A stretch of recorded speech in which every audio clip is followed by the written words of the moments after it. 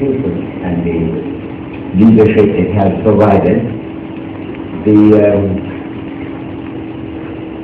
I am not sure that I have the qualification to speak about anything of particular significance in the working of the Reserve Bank or the work of people who actually make it a success, those who work here, since my own experience in banking is rather limited. So I will still to speak on a more general theme, and what I'm going to talk about is the role of the Union and economic development in a more general sense. I hope there are some relevance and application of that in the context of the Union work in the Reserve Bank itself. But I have to say that my general concern will be on the role of Union in the country as a whole, in India today, and also looking more broadly in the world in general. I think it's important to recognize that the Union movement, when it developed, it had certain very specific purposes to deal with. And in particular, it was concerned with the removal of injustice that could exist in the absence of collective action, of which the union was the leader and on one side, on behalf of the workers.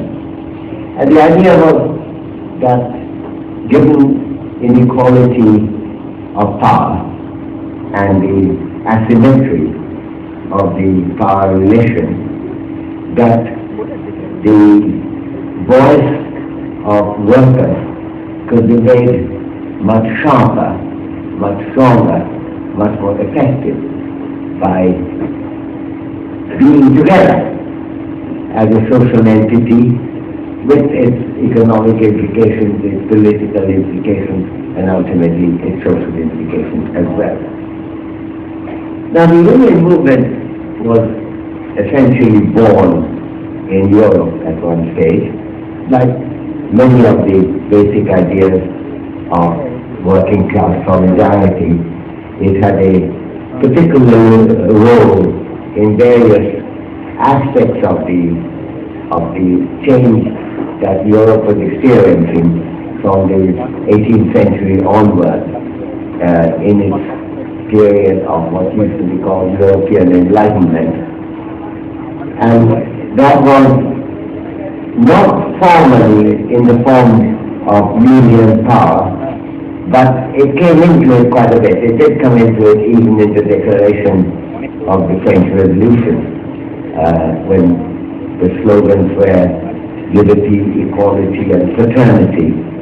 Fraternity meaning brotherhood of being close together.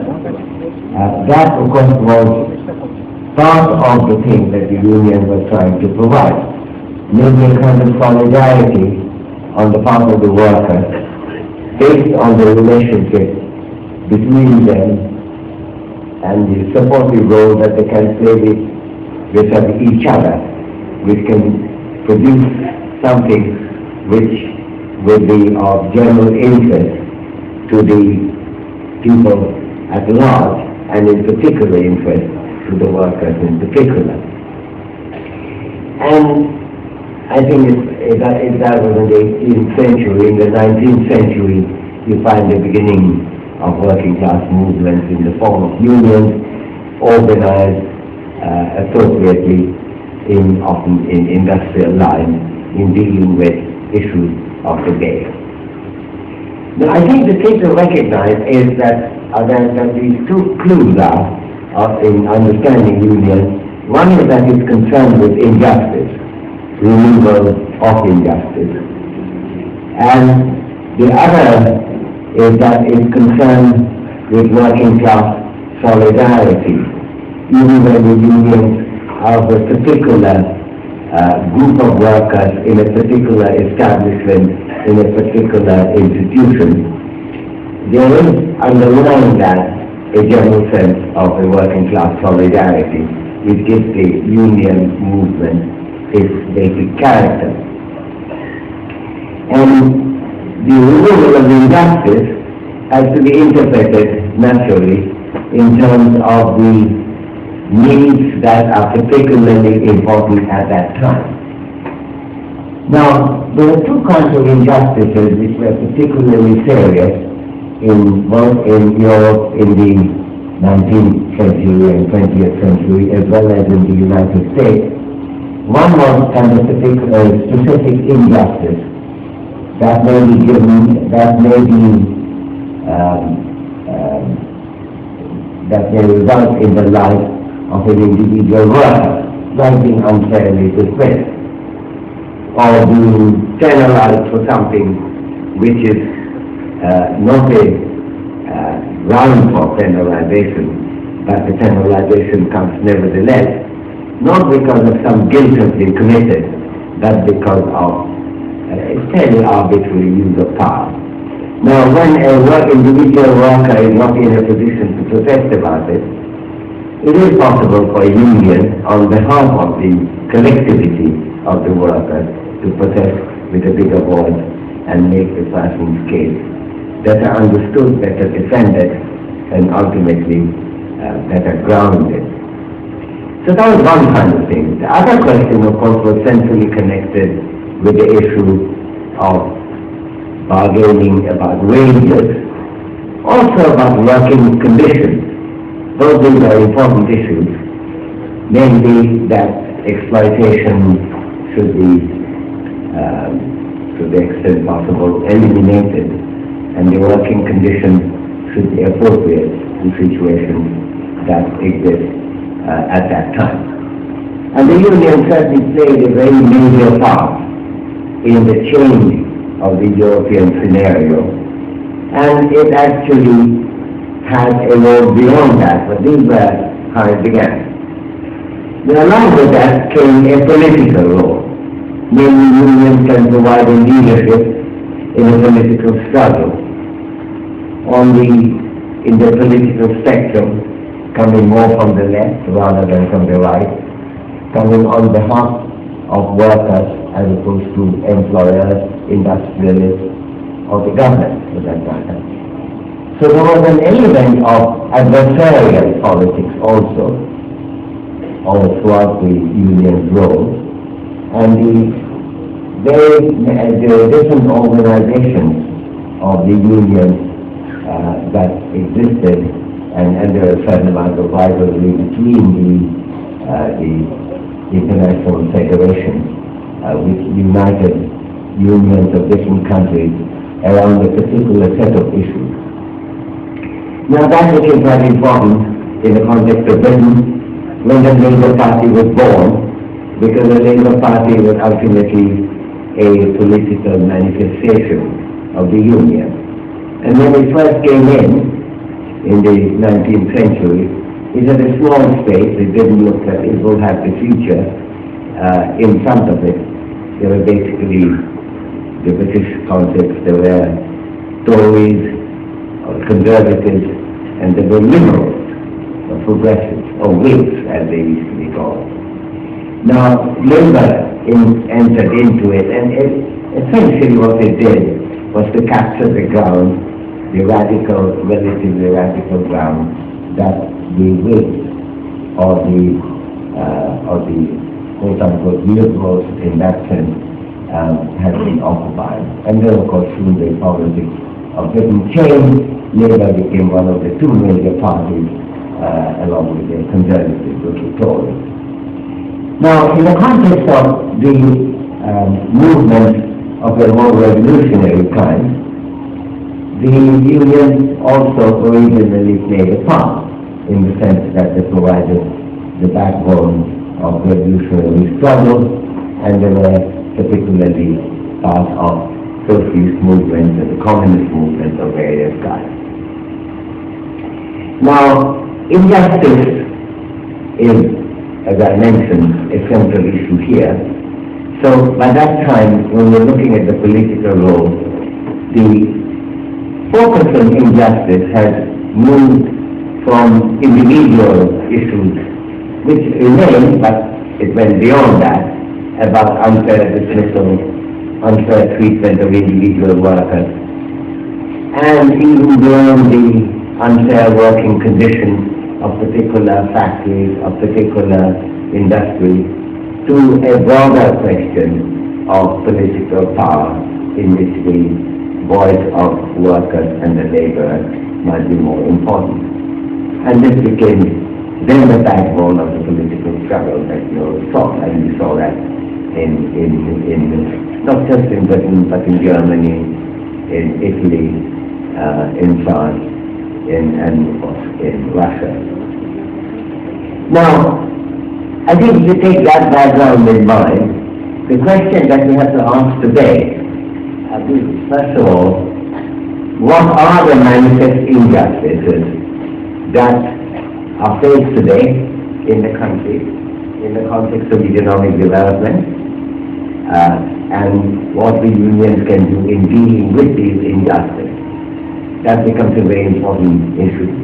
Secondly, there is the solidarity of the workers, and therefore what is the particular role of workers in general and workers' organizations in particular.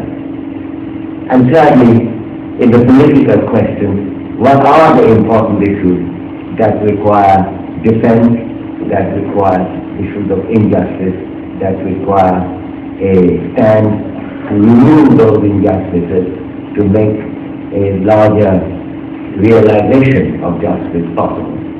And these are questions that apply in every country in the world, but it also applies particularly, of course, to in India right now.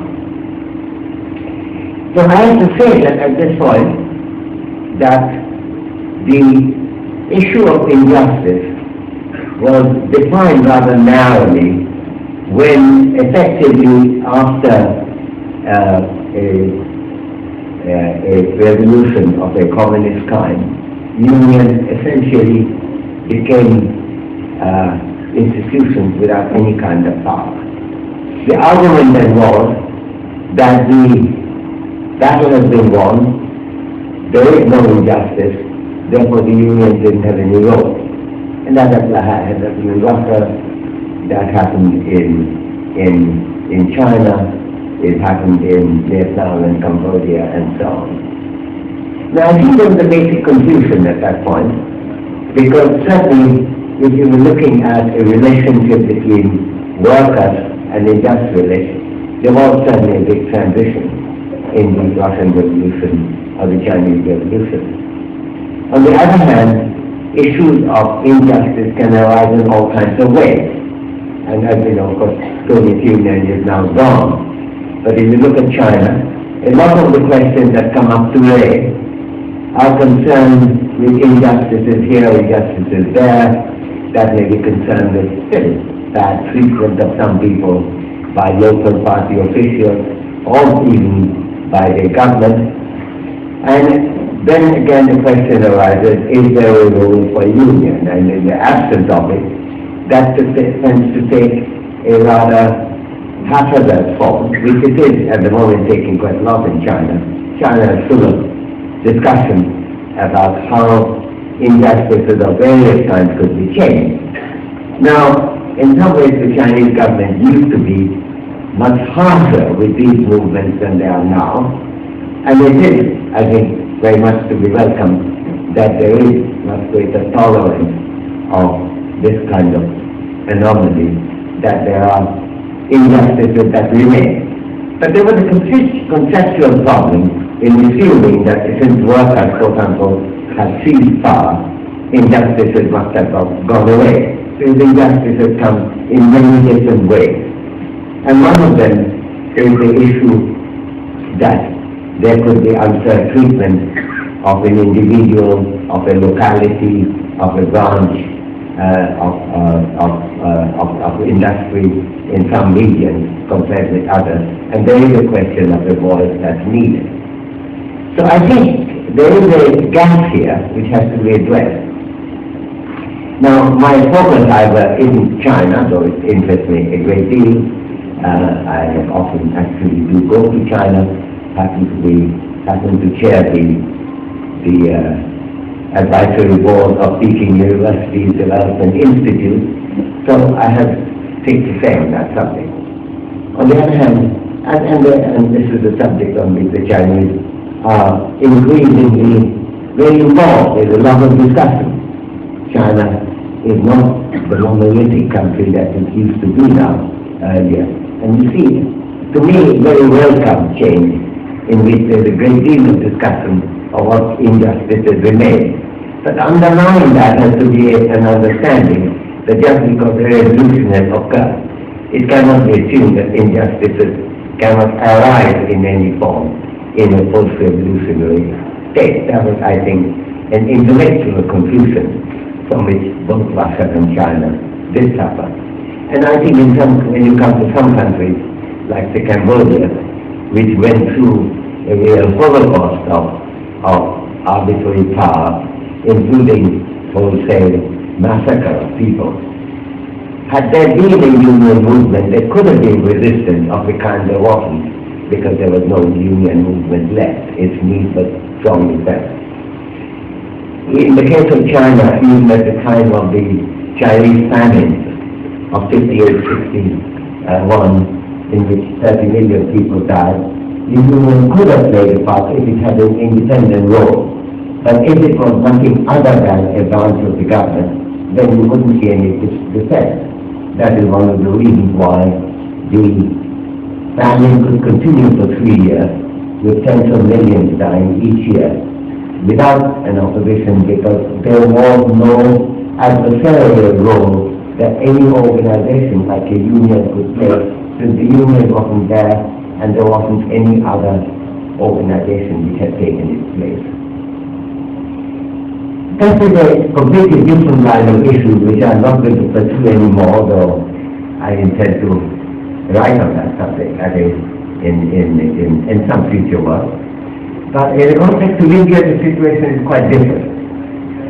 Here, of course, we don't have anything like a monolithic power, but we have a situation where there are different political parties, different elections, the kind of idea that there could be a mistaken policy in which tens of millions of people are dying each year, but there's not a single newspaper is attacking it, is unthinkable in India.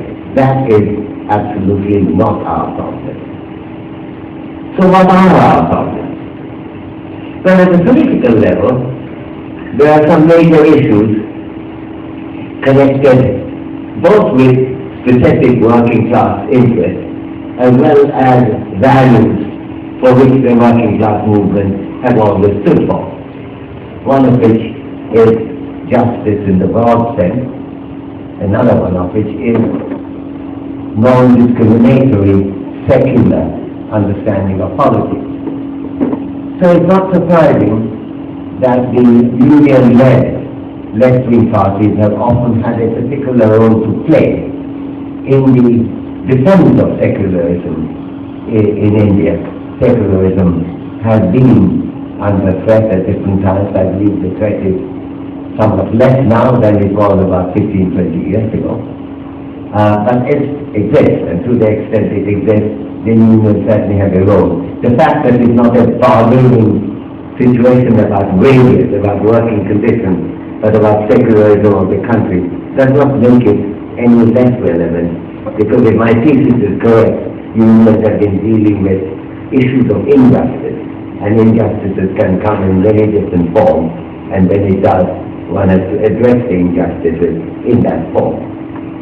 And I would expect, since I think the threat to Indian secularism hasn't gone away, that the role of the union in that respect is going to be strong. Now, why is it that the union can be relied upon to have a secular commitment? But mainly because it emphasizes one kind of identity, namely being a worker.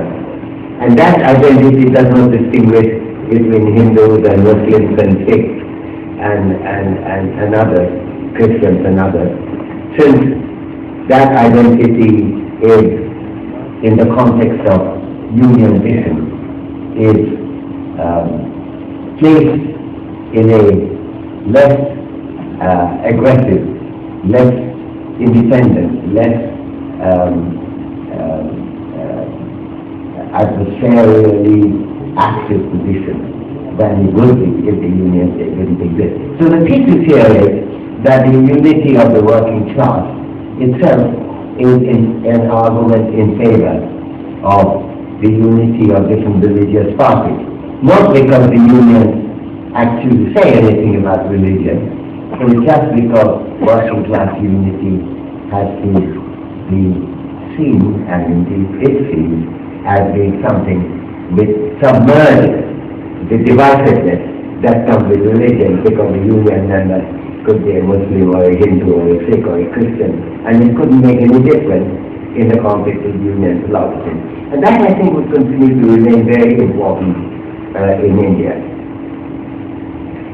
The second issue, of course, is the traditional issue of fairness to workers and so on. Now that could be understood in different ways.